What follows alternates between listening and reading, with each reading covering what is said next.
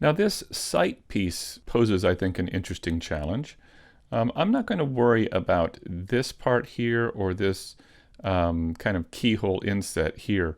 I'm not going to deal with those. I'm just going to have it be squared off down here at the bottom. However, I think I like this part here, this square piece with the tube inside. I think I like that. I think that could be interesting. So for this, I think what I'll do is begin with a cylinder and then extrude down again the way we have before, out of a cylinder. And then I'll have to use booleans to cut out that rectangular piece, and then I'll add a cylinder inside there. So let's work on that. I'll first begin by going to the side view, and let's go ahead and move the cursor right here. And let's create another cylinder. I'm going to turn off the cap fill so there isn't anything on the ends. I'll rotate around the X with RX90 and scale this down so it fits that cylindrical piece right here. There we go. So now what I need to do is perhaps add a solidify modifier to give this a bit of thickness.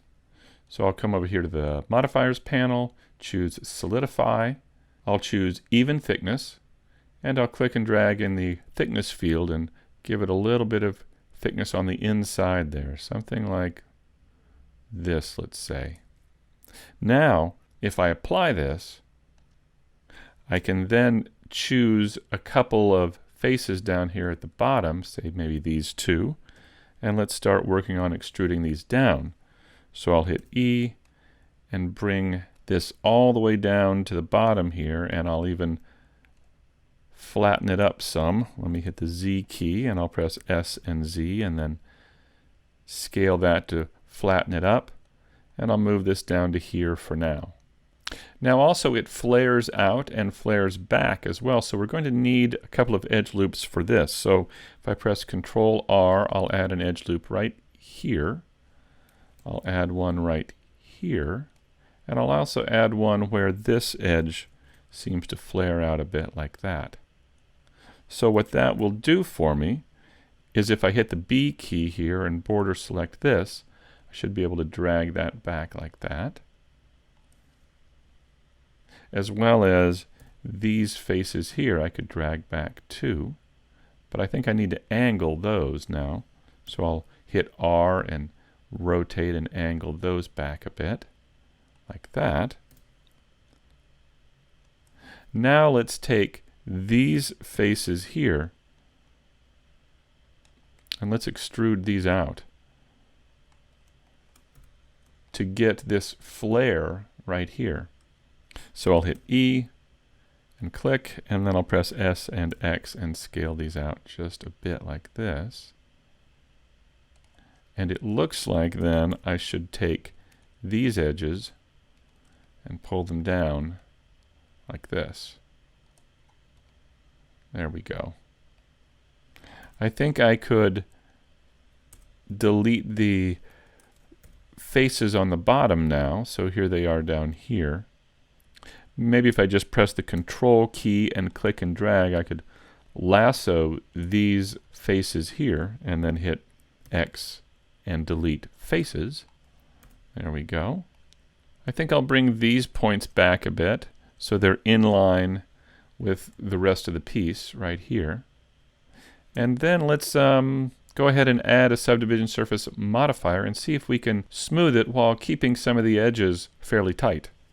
So I'll go to the Modifiers tab, Subdivision Surface, Views to 2, and I'll smooth it over here under the Shading section in the Tools tab. And now let's add a few edge loops. I'm going to add 2 here. And I'll add 2 over here on this other side, like that. Let's now add an edge loop up front. Add one maybe in back. Yeah, and that looks pretty good. I think I'll reduce the size overall of that whole piece. I'll just scale the whole piece down a bit and then bring it down just a little like that. It just seemed like it's a little too big. Now for that Boolean for that square piece in the middle there. To do this, when I use Booleans, I'm not really going to be able to use a subdivision surface modifier. So I'm going to first come over here and change my smoothing to flat, just so I can see how it looks without smoothing. And then I'll increase the views up to maybe 4 so I get a nice smooth object. And then I'll hit apply. There we go. So now what I can do is create a cube and scale it down to the size that we need here. I'll bring it down just a little more, and let's see how this works. Once again, I'll call this object here, this cutter object, I'll call it a cutter. There we go.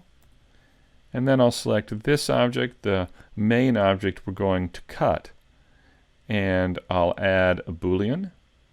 I'll change the operation to difference, and I'll select that a cutter object here. I'll then hit apply, and let's move this out of the way, and there we go. Now we have that rectangular piece there. I'll go ahead and delete that cube, that cutter, and then I'll create another cylinder.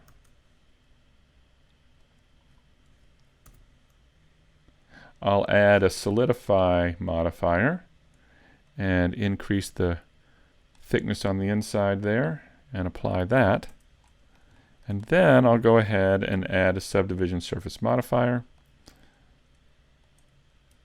We'll smooth it, and we'll add some edge loops to it to hold those edges. In the next video, let's go ahead and work on this plate up on the top.